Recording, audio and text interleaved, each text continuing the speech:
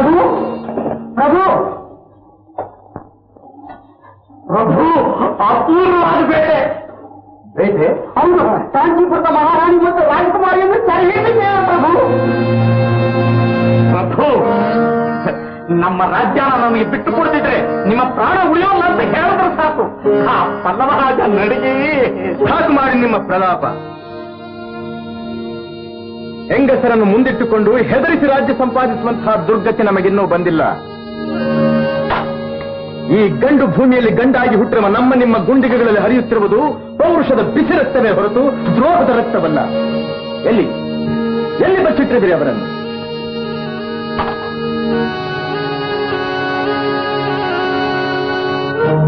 ತಾಯಿ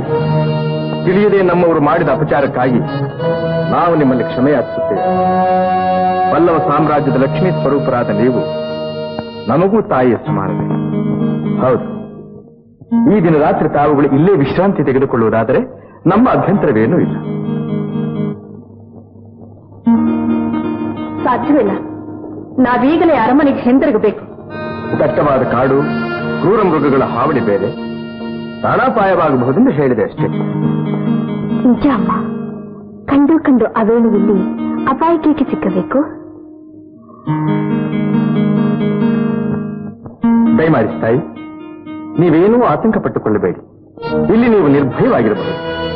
ಬನ್ನಿ ದಯಮಾಡಿ